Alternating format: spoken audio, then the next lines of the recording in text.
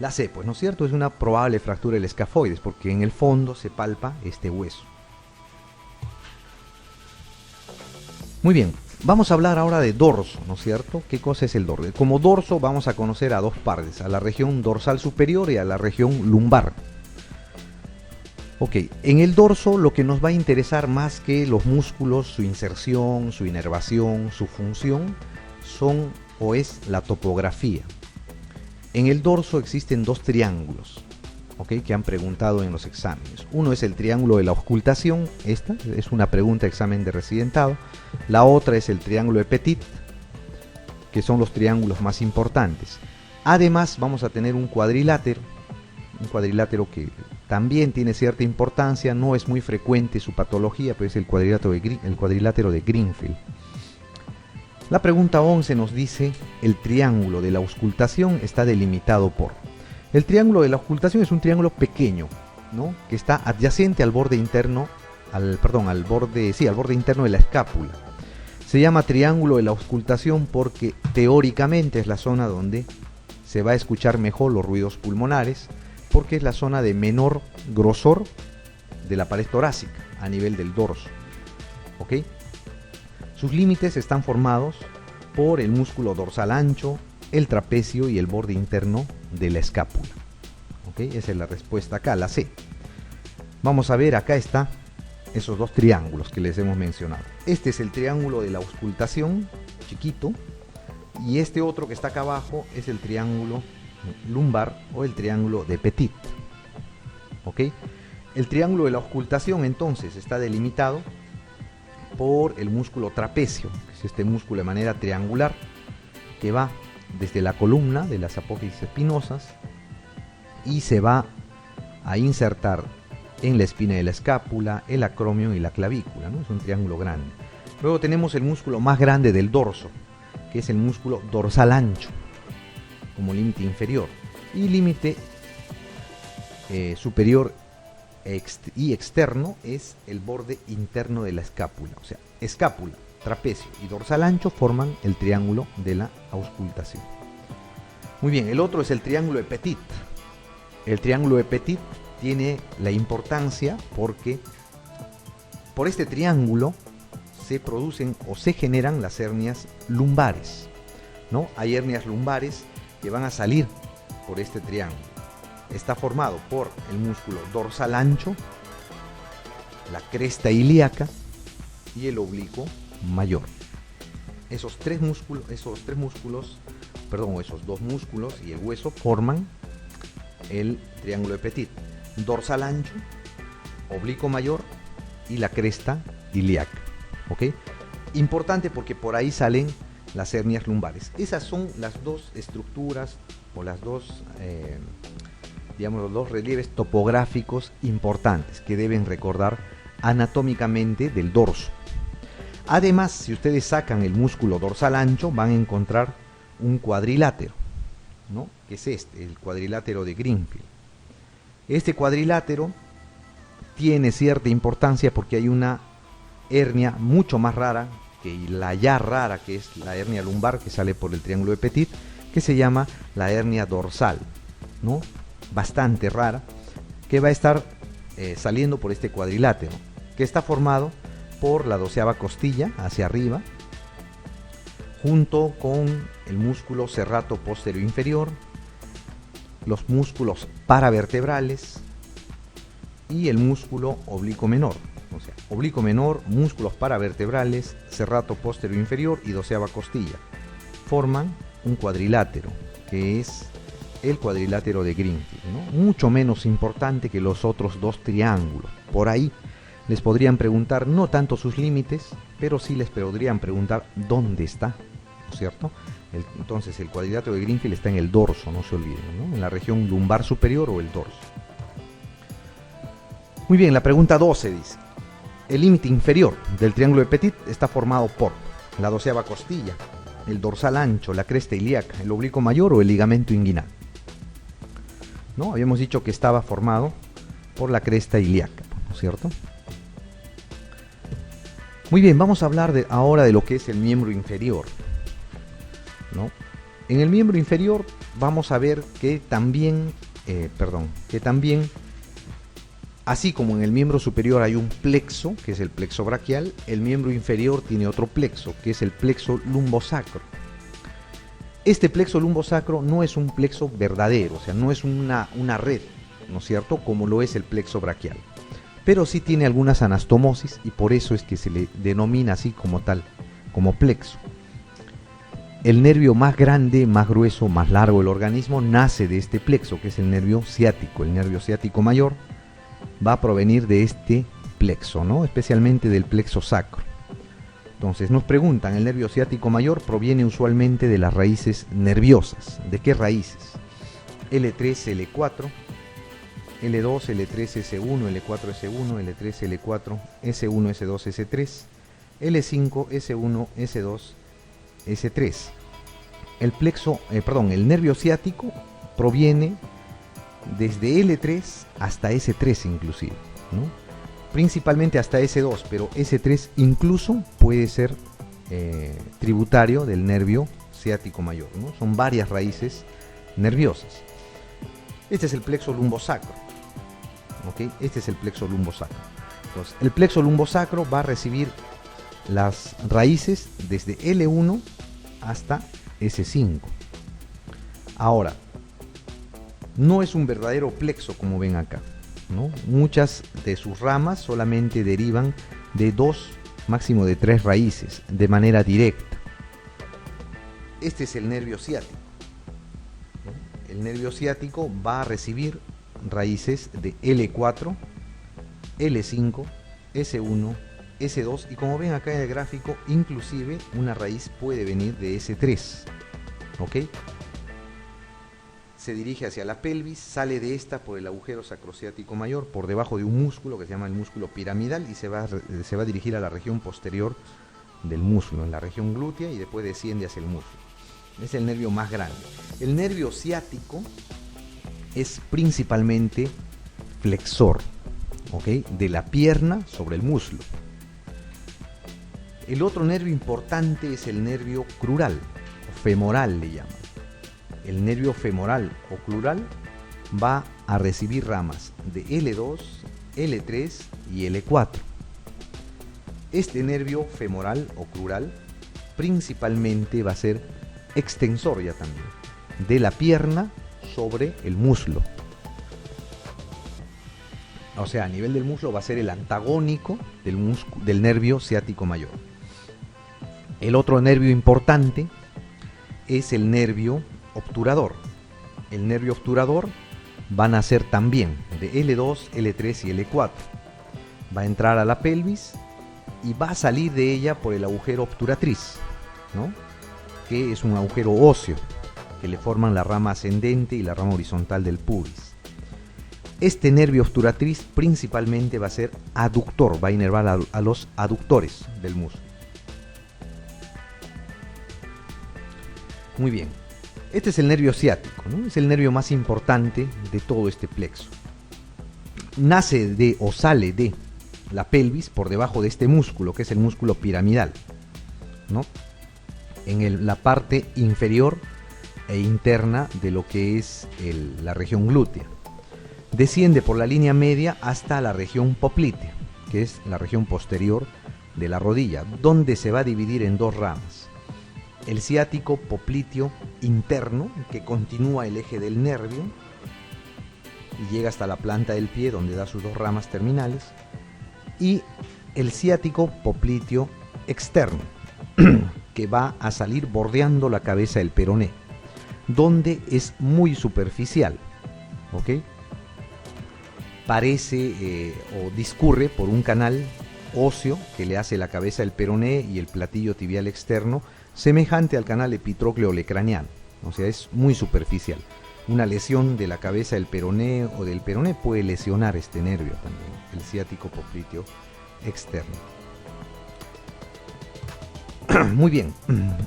La 14 nos dice: el nervio ciático mayor en la región glútea se encuentra en el cuadrante superior interno, el cuadrante inferior externo, el cuadrante superior externo, el eje central o el cuadrante inferior interno. ¿Dónde se encuentra el nervio ciático? En la parte inferior, ¿no es cierto? ¿Externa o interna? En la parte interna está. De ahí viene que nosotros cuando ponemos un inyectable, o la enfermera cuando pone un inyectable, se trata de alejar lo más posible del nervio ciático, ¿no? Si sale por el cuadrante inferior e interno, ¿no? La zona de aplicación de inyectables es la opuesta, en el cuadrante superior y externo, porque ahí es la zona de la región glútea donde hay más músculos, es la zona más muscular, más musculosa. En el cuadrante superior e interno hay músculos, pero podrían lesionar la articulación sacroiliaca, por eso no se coloca ahí. En el cuadrante inferior y externo existe poca cantidad de músculo, no es una buena zona para poner inyectables y van a encontrar la articulación coxofemoral ya también. Por esa razón no se pone.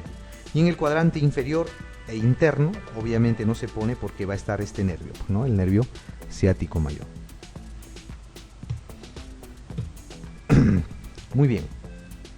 La pregunta 15 nos dice, el contenido básculo nervioso del triángulo de Scarpa o femoral incluye de medial a lateral, o sea, de adentro hacia afuera, ¿no es cierto? A la arteria femoral, el nervio crural, la vena femoral, arteria femoral y nervio crural, la arteria femoral, vena femoral y nervio crural, vena femoral, nervio crural y arteria femoral, y finalmente nos pone nervio crural, arteria femoral y vena femoral. Muy bien. ¿Por qué nos preguntan esto? Parece un trabalenguas, ¿no es cierto? Las respuestas. Pero ¿por qué nos preguntan? Cuando hacen, por ejemplo, radiología intervencionista, o cuando el cardiólogo va a hacer hemodinamia, o cuando el neurocirujano o neuroradiólogo va a producir o quiere hacer una embolización de un aneurisma sangrante, muchas veces ingresa por la arteria femoral. O si quieren hacer algún procedimiento en venas, ingresan por la vena femoral, a este nivel. Entonces, ¿cómo saben dónde está? El orden es importante. ¿Para qué? Para no lesionar el nervio y para no ingresar a la arteria en lugar de la vena o al revés. Entonces, por eso es que debemos conocer la topografía y el orden de esta zona. Vamos a hablar, antes de responder la pregunta, de este triángulo que nos están preguntando. Es el triángulo de Scarpa. ¿Okay? El triángulo de Scarpa está en la región anterior del muslo, en la parte más superior. Está formado por el ligamento inguinal hacia la parte superior. El ligamento inguinal va de la espina ilíaca anterosuperior a la espina del pubis. Es un cordón fibroso, grueso. ¿Okay? Vamos a volver a ver el ligamento inguinal cuando hablemos de las hernias inguinales y crurales, o del conducto inguinal y la arcada femoral. Pero por ahora acuérdense del ligamento inguinal como límite superior del triángulo de Scarpa. El límite externo del triángulo de Scarpa es este músculo acintado de manera oblicua, que es el músculo sartorio. Luego tenemos el límite interno, que es el aductor mediano o primer aductor. Ligamento inguinal, sartorio y primer aductor. Esos son los límites del triángulo de Scarpa.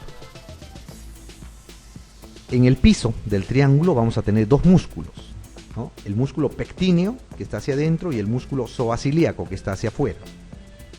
Estos músculos están, digamos, dispuestos de una manera que forman como una entrada, como una V. El músculo pectíneo está en oblicuo y el músculo zoacilíaco está en oblicuo. En esa V, en el vértice, vamos a encontrar el paquete vasculonervioso crural, la vena, la arteria y el nervio crural. Ahora, el techo del triángulo de Scarpa está formado por una fascia, que depende pues de la fascia femoral, de la aponeurosis que cubren todo el muslo. Pero por esta zona se le llama la fascia cribiformis. ¿Por qué se le llama fascia cribiformis? Porque parece que estuviera agujereada, o está agujereada, parece que estuviera acribillada, por eso se le llama cribiformis. Acribillada por muchos agujeros, por donde van a pasar estructuras hacia la vena, la arteria, o van a salir del nervio hacia afuera. ¿Ok? Una de esas estructuras, de repente la más importante, es esta vena grande que ven acá, es la vena safena interna. Vamos a verla más adelante. La vena safena interna va a desembocar en la vena femoral, formando a ese nivel una especie de estrella con sus afluentes. A esa estrella se le llama la estrella de Scarpa. ¿ok? Por la zona donde está ubicado. ¿Qué más nos interesa a nosotros? Nos interesa saber la pregunta que nos hicieron. Vean el gráfico y vean cómo está dispuesto el paquete vasculonervioso. Más hacia adentro está la vena, en el centro la arteria y hacia afuera el nervio. ¿Ok? Vena, arteria y nervio. Muy importante es conocer esa disposición. Porque, por ejemplo, cuando van a hacer una punción arterial, bueno, no hay mucho pierde ahí, ¿no es cierto? Palpan el pulso y ahí van a introducir la aguja para tomar el AGA, por ejemplo, o una aguja muchísimo más gruesa cuando van a hacer un tratamiento endovascular, ¿ok? Si van a tener que punzar la vena por alguna razón, palparán el pulso y jamás irán hacia afuera de la arteria, siempre se irán hacia adentro y ahí van a encontrar a la vena femoral, ¿ok? Es muy importante saber eso. ¿Cómo hace la punción el radiólogo intervencionista, por ejemplo? No pone como una vía endovenosa. Si alguna vez ven ustedes, son unas agujas muy grandes, quieren punzar la arteria, palpan el pulso y se la introducen impunemente, hasta la atraviesan. Y luego van sacando la aguja hasta que la sangre retorna, significa que están en la luz. Y recién empiezan a hacer el procedimiento. Imagínense si punzan así el nervio, van a producir lesiones porque la aguja es gruesa. O si lesionan o desgarran la vena en ese intento. Entonces, muy importante es conocer vena, arteria y nervio, van en ese orden. Van, vena, arteria y nervio. ¿Ok? Bien, entonces vamos a contestar la pregunta. Dice, el contenido vasculonervioso del triángulo de Scarpa o femoral incluye de medial a lateral, ¿no? Era vena, arteria y nervio femoral, ¿no es cierto? ¿Cuál será ahí la respuesta? La B, ¿no es cierto? Vena femoral, arteria femoral y nervio crural, ¿no es cierto? Van hacia afuera, ¿ok? Vena, arteria y nervio. Esta es una mnemotecnia que los radiólogos no se olvidan, pues lo aprenden desde R1, ¿ok? Entonces, todo procedimiento que se haga en esta zona necesita el conocimiento anatómico de esas tres estructuras y su relación. Muy bien, la pregunta 16 dice, en el tercio inferior del muslo, la arteria y la vena femoral se encuentran en el triángulo de Scarpa, en la fosa poplitea, debajo del vasto externo, en el conducto de Hunter o en el agujero obturatriz. ¿Dónde estarán?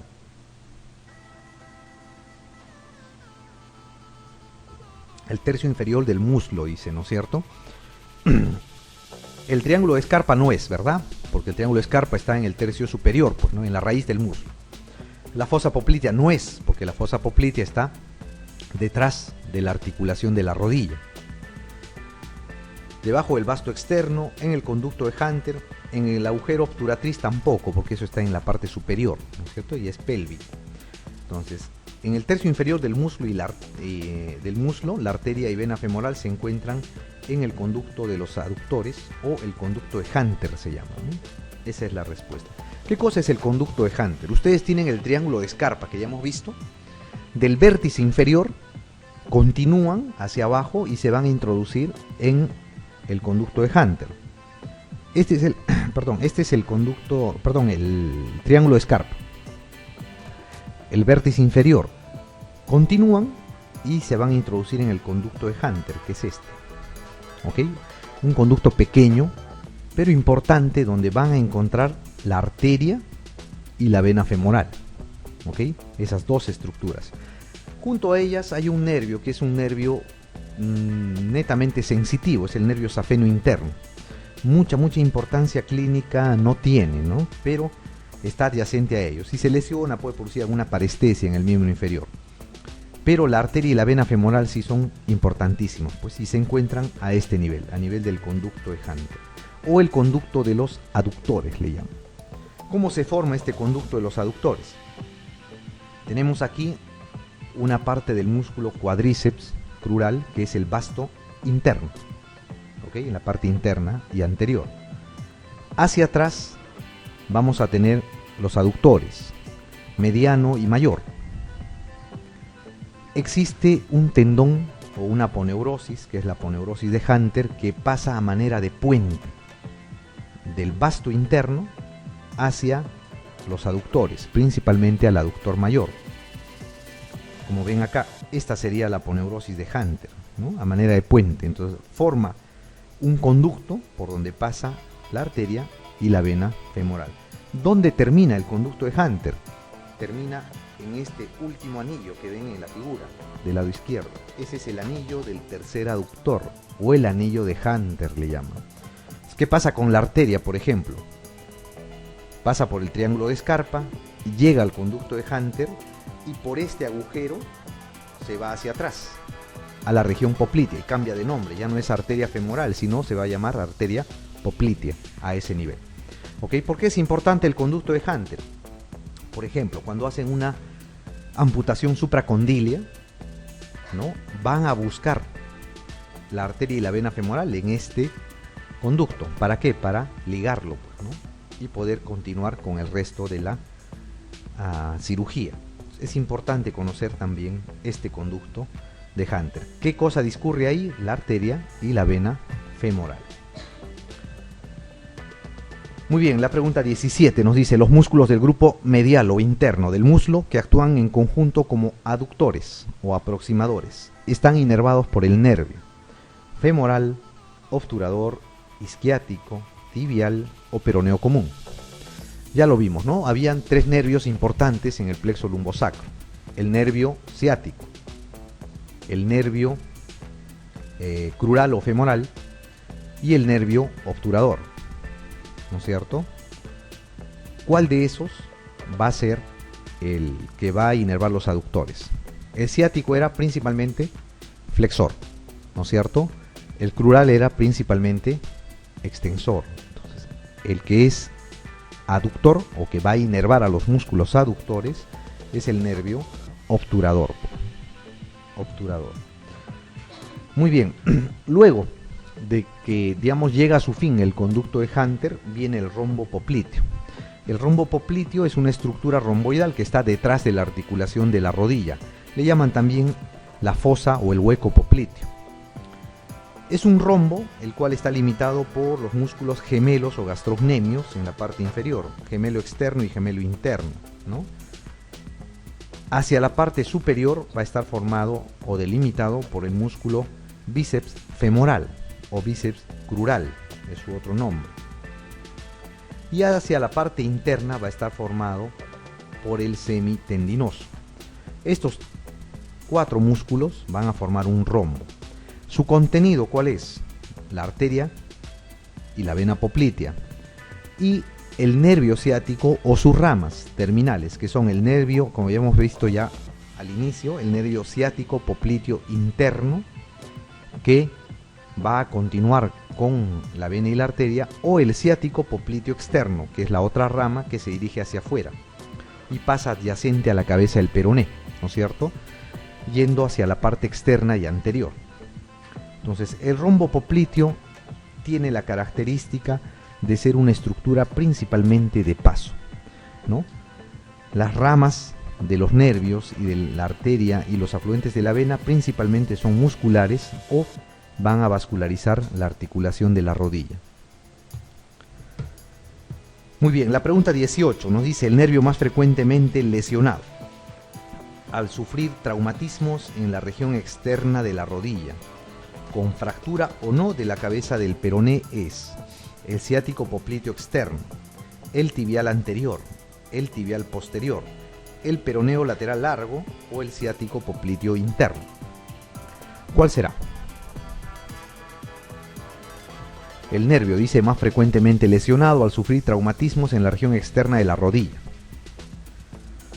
¿no? El que es más superficial, que está abrazando, ¿no es cierto?, circundando a la cabeza del peroné, es el ciático popliteo externo, pues, ¿no es cierto? Se lesiona con mayor frecuencia. Muy bien, la pregunta 19 dice: la pata de ganso está formado por los músculos recto interno, sartorio y semimembranoso, vasto externo, semitendinoso, pectíneo o psoas-ilíaco. ¿Qué cosa es la pata de ganso? La pata de ganso es una estructura anatómica que está en la cara o la parte interna de la rodilla, ¿ok? ¿Cuál es su particularidad? Está formada, como dice acá, por tres músculos: el recto interno, que es aductor, que está inervado por el nervio obturador; el sartorio, que está inervado por el nervio crural y pertenece al grupo de los extensores, y el otro músculo que está formando esta pata de ganso es el semitendinoso, que está inervado por el nervio ciático y pertenece a los músculos flexores. Entonces, a esta pata de ganso llegan un músculo aductor, un músculo extensor y un músculo flexor. ¿Ok? La pata de ganso, por ende, es una estructura anatómica que se puede lesionar o se puede inflamar fácilmente. ¿Ok? Es muy común la bursitis de la pata de ganso, especialmente en atletas, por ejemplo, que hacen esfuerzo con las piernas, que saltan o corren mucho. Se puede inflamar esta zona. Y es importante recordar porque anatómicamente va a estar formada por representantes de los tres músculos, de los tres grupos, musculares importantes del músculo: flexores, extensores y aductores. O sea, recto interno, que es aductor, sartorio, que pertenece al grupo extensor, y el semitendinoso, que es flexor. Los nervios que van a inervar estos músculos son el nervio crural al sartorio, el nervio obturador al recto interno y el ciático al semitendinoso. ¿Ok? De ahí viene su importancia. Este es un gráfico que les muestra los tres músculos, ¿no? El sartorio, el recto interno y el semitendinoso. Muy bien, la pregunta 20 nos dice: la vena safena mayor desemboca en... ¿Dónde desemboca? ¿La vena ilíaca externa, la vena poplitea, la vena ilíaca interna, la vena femoral o el tronco tibio peroneo? ¿Dónde desemboca la vena safena mayor? Hemos visto ya, ¿no es cierto? La vena safena mayor, ¿se acuerdan? El triángulo escarpa. Lo habíamos visto. ¿Dónde desembocaba? En la vena femoral, ¿no es cierto? En la vena femoral. ¿Qué importancia tiene la vena safena mayor? O vena safena interna es su otro nombre, ¿eh? Les pueden preguntar también como vena safena interna. Las venas safenas, hay dos: una vena safena interna o mayor y una vena safena externa o menor.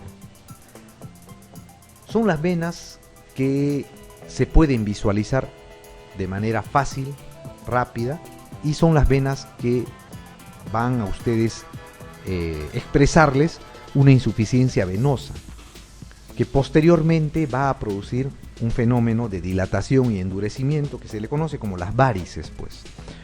Una pierna de una persona que tiene esta enfermedad de las várices va a tener dilatación, tortuosidades, inflamación, endurecimiento de la vena safena interna o externa, principalmente la interna, y sus afluentes.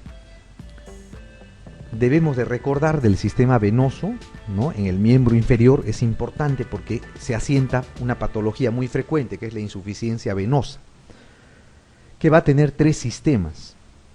Un sistema venoso superficial, que está formado por las dos safenas, principalmente, la interna y la externa. Un sistema venoso de perforantes o comunicantes, y un sistema venoso profundo.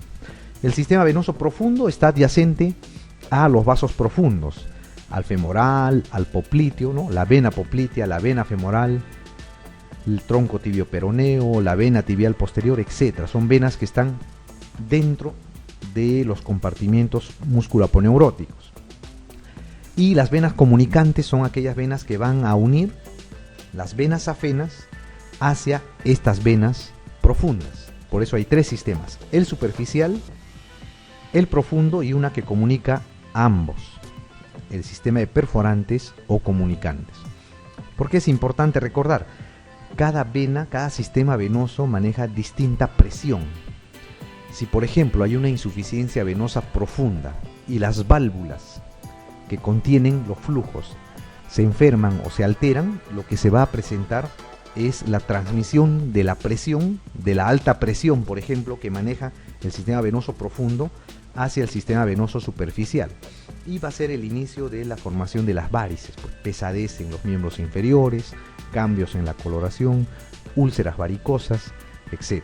Por eso es que en el tratamiento, por ejemplo, de las varices, existe la ligadura de las venas y la sección de las venas superficiales, la sección y la ligadura de las perforantes para evitar la transmisión de presiones. Y también, esto lo vamos a ver en cirugía más adelante, existen pruebas como la de Perthes, la Trendelenburg, la prueba de Schwartz, que les van a ayudar a identificar qué sistema venoso está enfermo. ¿Ok? Que preguntan también en los exámenes recién dados. Muy bien, ¿qué nos interesa anatómicamente del sistema venoso en el miembro inferior? Que ustedes recuerden que hay tres sistemas: el superficial, el profundo y un sistema de comunicantes o perforantes que los une a ambos. ¿Qué más deben de recordar? El sistema venoso superficial está formado principalmente por dos venas: la vena safena interna, más grande, más larga, y la vena safena externa, que es más corta. La vena safena interna van a ser de la marginal interna del primer dedo, del dedo pulgar, del dedo gordo, perdón, a este nivel, y del arco dorsal interno. Van a fusionarse y van a ser la vena safena interna. ¿Qué deben de recordar? Que esta vena safena interna va a pasar por delante del maleolo interno. Cuando, por ejemplo, el cirujano vascular va a operar unas varices, va a hacer escleroterapia, radiofrecuencia, o quiere abordarla por alguna razón, antes se abordaba esta vena para hacer flebotomías, ahora ya no se usa. ¿Qué cosa se hacía acá? Lo que se hace es una incisión por delante del maleolo interno y ahí se le va a ubicar. Es muy importante saber esa relación, es premaleolar. Asciende de manera vertical, se va hacia atrás un poco a nivel de la articulación de la rodilla y vuelve a pasar hacia adelante por encima de esta, haciendo un callado, una especie de curvatura para llegar a la vena femoral. En ese callado va a recibir algunas afluentes.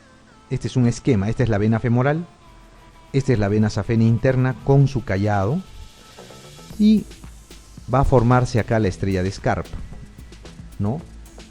Las afluentes de la vena safena interna va a ser la vena circunfleja ilíaca superficial, la subcutánea abdominal o epigástrica, la pudenda externa superior y la pudenda externa inferior, ¿no? Acá también se ve. La circunfleja ilíaca superficial es esta, la subcutánea abdominal o epigástrica superficial, que está hacia adentro, y la pudenda externa superior y pudenda externa inferior. Un poco difícil que les pregunten las ramas, los nombres, pero sí deben de recordar que hay afluentes que forman la estrella de Scarpa y que en cirugía, por ejemplo, cuando se opera las varices, cuando hay una insuficiencia venosa profunda y no se ligan estos vasos, puede recidivar rápidamente las varices. ¿Por qué? Porque la presión se va a transmitir por los afluentes, por uno de estos 5 afluentes. Por eso es importante recordar. Muy bien, esa es la vena safena interna. Ahora, la vena safena externa, mucho más corta, va a salir de la marginal externa, que se va a unir al arco dorsal. Va a ser retromaleolar, en este caso. La safena interna es premaleolar, ¿verdad? La safena externa es retromaleolar. Asciende por el eje medio de la pierna y desemboca en el rombo popliteo. No es muy importante en patología, digamos, como la vena safena interna, que sí lo es. Muy bien.